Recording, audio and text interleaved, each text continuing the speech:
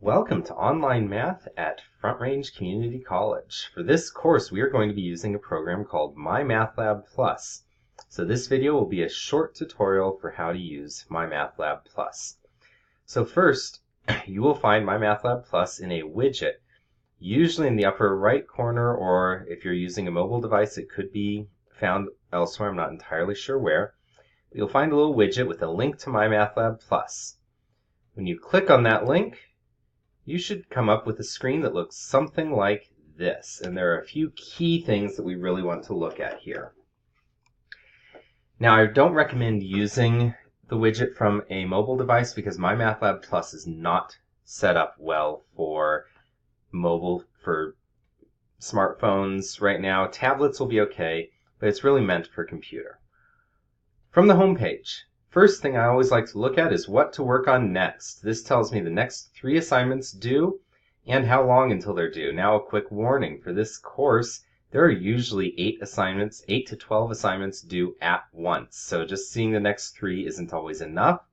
So I recommend clicking on View All Assignments. You could click on Homework or Quizzes and Tests, but we have both homeworks and quizzes. And if you only click on Homework, you will be missing every quiz. So I recommend going to View All Assignments. And this will have a list of every assignment that you'll need to do this semester. For my course, all assignments are open at the very beginning of the semester. They are due at different times. You'll find the due dates right along this column here. And then each assignment has slightly different things to do. If we have a reading assessment, for instance, it will say unlimited attempts per question, but that's not quite true. The reading assessment is always a multiple choice one, so you have to read the question and read the question carefully. This time it says, which does not describe the slope, which would be answer C. Decide on it, and it will give you an explanation, letting you know what's happening. If you choose wrong, if I pick one at random, hopefully it'll be wrong. It is.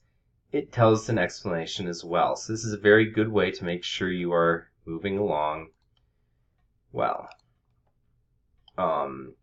Let's see, we go okay, and it should get us back here.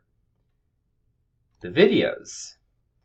It's just a list of videos that we have pulled out and we think are helpful to look through this section.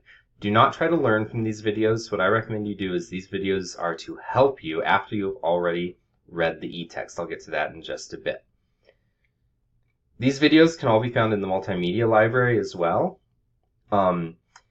But we've selected these as good for this course, so I'd recommend starting here. Go to the multimedia library if you feel like you need some more help. Homework. So a few things to watch for.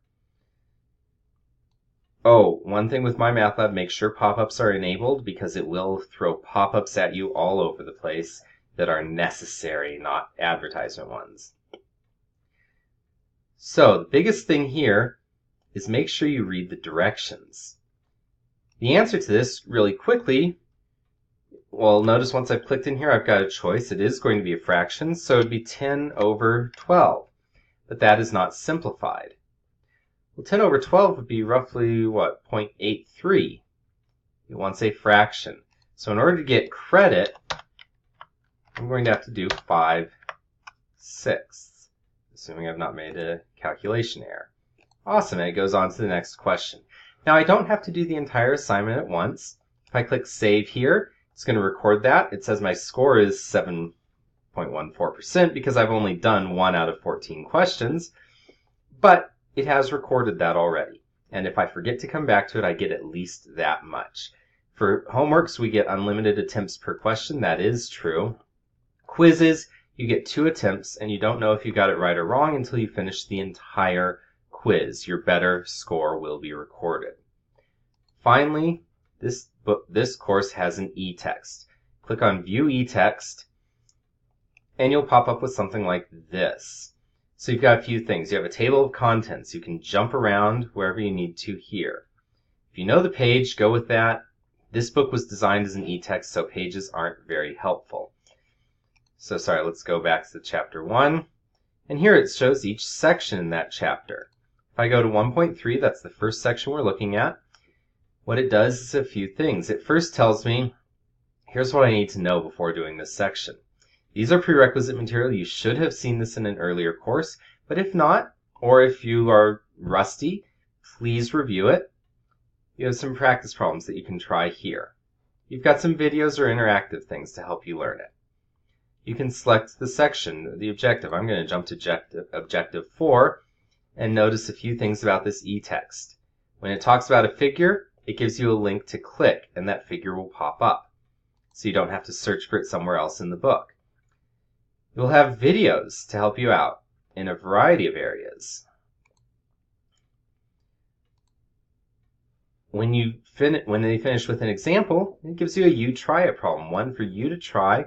You can do it like a homework problem, but it won't be graded, and you get an attempt at it. And then also, sometimes when you get to an explanation that uses a fancy word from earlier in the text, there will be a little link to pop up that definition and a brief example. So I strongly recommend you spend some time exploring that e-text and spend your time reading that to help learn what's going on, talk with me, and everything else, but this is how you use MyMathLab. Thank you very much.